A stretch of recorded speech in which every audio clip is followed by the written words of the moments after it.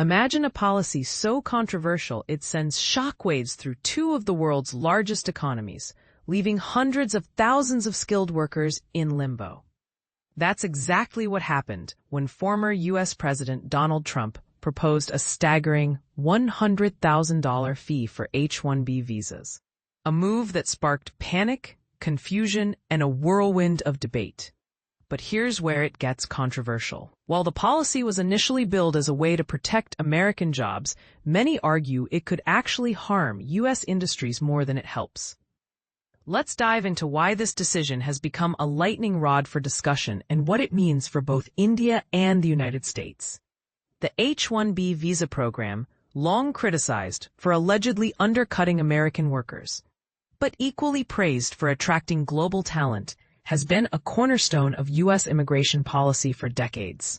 It's the pipeline that has fueled the American dream for millions of Indians, transforming small-town coders into global earners and propelling families into the middle class. For the U.S., it's been a lifeline, supplying top-tier talent to industries ranging from tech and medicine to education and startups. Today, Indian-origin leaders helm giants like Google, Microsoft, and IBM, and Indian doctors make up nearly 6% of the U.S. physician workforce. And this is the part most people miss. The H-1B program isn't just about jobs. It's about reshaping economies, cultures, and opportunities on both sides of the globe. Trump's sudden announcement of a 50-fold increase in the H-1B visa fee sent Silicon Valley into chaos. Companies urged employees not to travel abroad.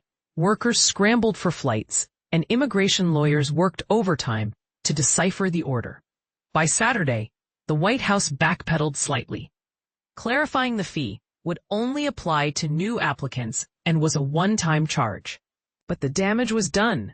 The policy effectively shuts down the H-1B pipeline, leaving its future and the industries it supports in jeopardy.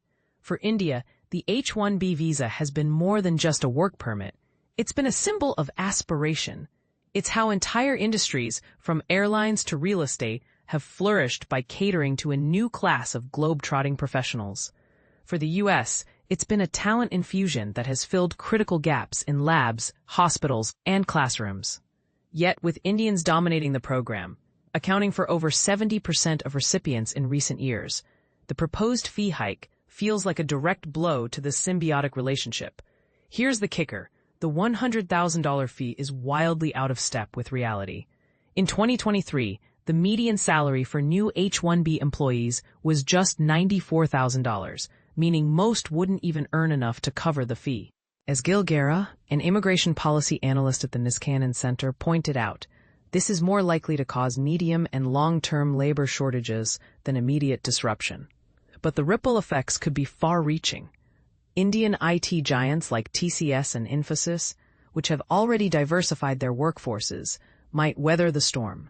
But U.S. hospitals, universities, and startups could face severe shortages. The medical sector alone highlights the stakes.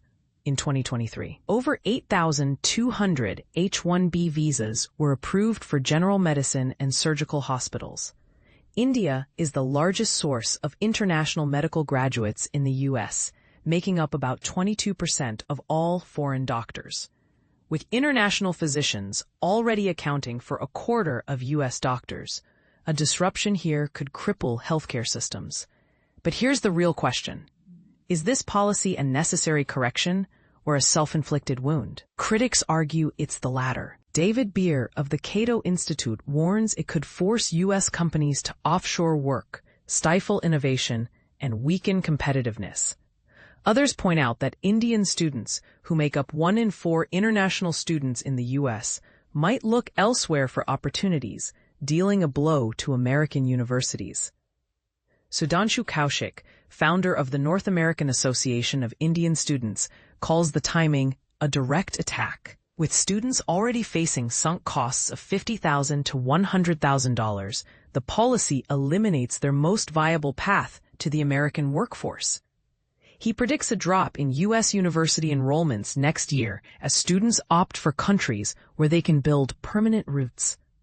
As the dust settles, the H-1B shakeup feels less like a tax on foreign workers and more like a stress test for the U.S. economy. H-1B visa holders contribute roughly $86 billion annually to the U.S., including billions in taxes. How companies respond will determine whether the U.S. remains a global leader in innovation or loses ground to more welcoming economies. What do you think? Is this policy a necessary step to protect American jobs, or a short-sighted move that will backfire? Let us know in the comments. This debate is far from over.